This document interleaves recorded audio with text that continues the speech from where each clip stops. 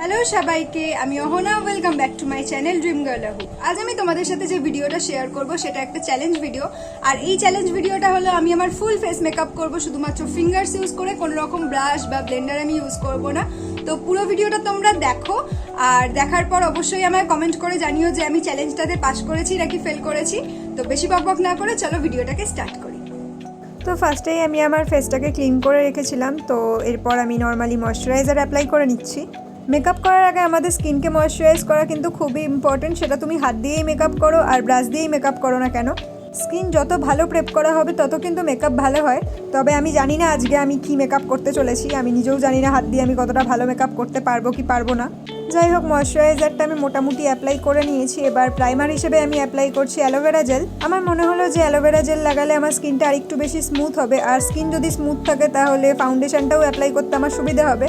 তাই আমি aloe vera জেলই apply করলাম। তো আমার অ্যালোভেরা জেল অ্যাপ্লাই করা তো ডান। এবার আমি আমার ফাউন্ডেশনটা সারা ফেসে ডট ডট করে অ্যাপ্লাই করে নিচ্ছি। আর আজকের চ্যালেঞ্জে এই ফাউন্ডেশন ব্লেন্ড করাটাই আমার কাছে সবথেকে কঠিন কাজ।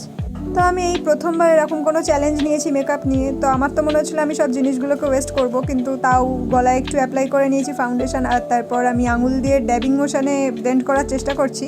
যতটা খারাপভাবে ব্লেন্ড হবে ভেবেছিলাম ততটাও খারাপভাবে ব্লেন্ড হচ্ছে না দেখে বেশ ভালো লাগছিলো। তবে আঙুল দিয়ে ফাউন্ডেশন ব্লেন্ড করতে আমার প্রচুর টাইম লেগেছে। এর থেকে ব্রাশ বা কোনো ব্লেন্ডার দিয়ে ব্লেন্ড করলে আমার অনেক তাড়াতাড়ি হয়ে যেত। যাই হোক, চ্যালেঞ্জ যখন নিয়েছি চ্যালেঞ্জটাকে তো শেষ করতে হবে, তাই আস্তে আস্তে আমি পুরো ফাউন্ডেশনটাকেই আমার মুখে ব্লেন্ড করে নিচ্ছি। তবে খুব ভালোভাবে যে আমি ব্লেন্ড করতে পারছিলাম এমনও নয়। তোমরা ভিডিওটা দেখেই বুঝতে পারছো যে আমার ব্লেন্ড করতে অনেকক্ষণ টাইমও লাগছে, আর আমি ঠিক করে ব্লেন্ডও করতে পারছিলাম না। আঙুল দিয়ে ফাউন্ডেশন ব্লেন্ড করা যতটা ইজি বলে মনে হয় ততটা একদমই ইজি নয়, বরং আমার খুবই বিরক্তি লাগছিল এটা আঙুল দিয়ে ব্লেন্ড করতে। যাই হোক, আমি মোটামুটিভাবে একটা ব্লেন্ড করার চেষ্টা করেছি। জানি খুব একটা সুবিধের দেখতে লাগছে না এখন, কিন্তু তাও যতটা পেরেছি আমি ব্লেন্ড করে নিয়েছি। আর এর পরের স্টেপটা আমার জন্য আরও খুবই বাজে একটা স্টেপ, কারণ আমি আঙুল দিয়ে আমার আইব্রো করছিলাম। আমার এই আইব্রো দেখে তো বুঝতেই পারছো যে আমি এই জিনিসটা ঘেটে ফেলেছি, কারণ কেমন একটা মোটা টাইপের হয়ে গেছে। তাই ভাবলাম অপর সাইডটা করি, অপর সাইডটা যদি ঠিকঠাক হয়। কিন্তু অপর সাইডটাও সেমই হয়েছে, আর দেখে মনে হচ্ছিল যে দুটো শুয়োপোকা বসানো হয়েছে আমার আইব্রোর জায়গায়। যাই হোক, কি আর করা যাবে, তাই ভাবলাম যে এরপর তো কনসিলার অ্যাপ্লাই করবো, আর কনসিলার দিয়ে এই ব্যাপারটা ঠিক করা যাবে। তাই আমার যেখানে যেখানে কনসিলার অ্যাপ্লাই করার দরকার সেই জায়গাগুলো আগে আমি কনসিলার অ্যাপ্লাই করে নিয়েছি। আর এরপর আমি আবার কাজে লেগে পড়েছি, মানে কনসিলারটাকে ব্লেন্ড করছি, আর কনসিলারটা দিয়ে আগে আমার আইব্রোটাকে ঠিক করার চেষ্টা করছি। ঠিক তো হয়নি, মোটামুটি একটা পর্যায়ে এনেছি আর কি।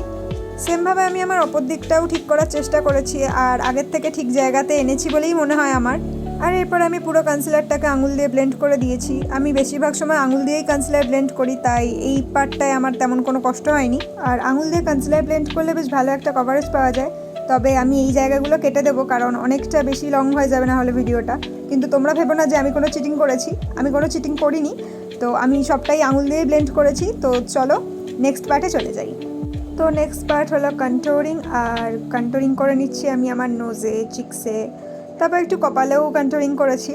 আমাদের ফেসে যেসব জায়গায় শ্যাডো পড়ে সেসব জায়গাগুলো আমাদের কন্ট্যুরিং করতে হয়। আর এরপর আমি ব্লাশের জন্য ইউজ করেছি টেকনিকের একটা লিপস্টিক। আর এরপর আমি আবারও ব্লেন্ড করা স্টার্ট করেছি। সবার ফার্স্টে ব্লেন্ড করেছি কন্ট্যুরগুলো। এই আঙুল দিয়ে ব্লেন্ড করাটা যে কী কষ্টের সেটা কি বলবো। তোমরা যদি আমার মতো কোনো দিন এরকম ভুলভাল চ্যালেঞ্জ নাও তাহলেই বুঝতে পারবে এটা আসলেই কতটা কষ্টের কাজ। তবে এটা ভেবেও ভালো লাগছে যে আমি নতুন কিছু তো ট্রাই করছি। মানে সবসময় তো আমরা ব্রাশ বা ব্লেন্ডার ইউজ করেই থাকি, তো দেখা যাক না হাত দিয়ে কীরকম হয়। তো আমি তোমাদের সাথে কথা বলতে বলতে আমার নোজটাও কন্ট্যুরিং করে নিয়েছি হাত দিয়েই। এবার আমি ব্লেন্ড করে নিচ্ছি আমার ব্লাশ অর্থাৎ লিপস্টিকটা। আর এই লিপস্টিকটা খুবই ক্রিমি, সুতরাং এটা দিয়ে যে খুব ভালো ব্লাশ হবে সেটা আমি আগে থেকেই জানতাম। বেশিরভাগ ক্ষেত্রে আমি লিপস্টিকই ইউজ করি ব্লাশ হিসেবে, কারণ আমার মনে হয় যে এত ধরনের কালার থাকতে আলাদা করে ব্লাশ কেনার কোনো দরকারই পড়ে না। আর আমি সব কিছু একটু টাইম নিয়ে ব্লেন্ড করেছি, কারণ আমার মনে হয় যতক্ষণ না পারফেক্টলি ব্লেন্ড হচ্ছে ততক্ষণ মেকআপ দেখতে ভালো লাগে না। আর এতক্ষণ ধরে হাত চালিয়ে আমি লিটারালি হাঁপিয়ে গেছিলাম। তো আমার বেস মেকআপটা তো দেখছি ভালোই হয়েছে। এরপর আমি আমার বেস মেকআপটাকে পাউডার দিয়ে সেট করব। তার জন্য আমি হাতে অল্প করে পাউডার নিয়ে নিয়েছি, আর পাউডারটা এবার আমি হাত দিয়েই লাগিয়ে নিচ্ছি। হাত দিয়ে পাউডার লাগাতে আমার একটু কষ্ট হয়েছে, কারণ আমার এমনি আঙুলগুলো ছোট ছোট। আর যে জিনিসটা আমার 5 মিনিটে মিটে যাওয়ার কথা সেটার জন্য আমার 10 মিনিট টাইম লেগেছে। যাই হোক, এভাবেই আমি কষ্ট করে পাউডারটা ভালো করে অ্যাপ্লাই করে নিয়েছি। তারপর আমি একটা ব্রাউন শ্যাডো নিয়ে একটু হালকা করে পাউডার কন্ট্যুরিং করে নিয়েছি। মানে আমি ঠিকই করেছি, যখন চ্যালেঞ্জ নিয়েছি কোনো স্টেপই বাদ দেবো না, মানে যতটা পারা যায় আর কি হাত দিয়ে, তো সবই করার চেষ্টা করেছি। যে যে জায়গাগুলো আমি ক্রিম কন্ট্রোল করেছিলাম সব জায়গাগুলোতেই আমি আবার পাউডার কন্ট্রোল করে নিয়েছি। আর এরপর আমি হাত দিয়ে আবারও পাউডার ব্লাশও অ্যাপ্লাই করেছি।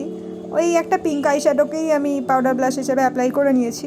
আর এই স্টেপটা আমি খুবই ভয় করেছি, কারণ আমার মনে হচ্ছিলো যদি একবার আমি বেশি পাউডার ব্লাশ অ্যাপ্লাই করে দিই তাহলে আর এটাকে আমি আর কমাতে পারবো না, কারণ অন্য সময় ড্যাম বিউটি ব্লেন্ডার থাকে সেটা দিয়ে আমি কমিয়ে নিই। যাই হোক, এবার সেম কন্ট্রোলিংয়ের যে শেডটা সেই শেডটাই আমি আমার আইলিডে অল্প করে অ্যাপ্লাই করে নিয়েছি।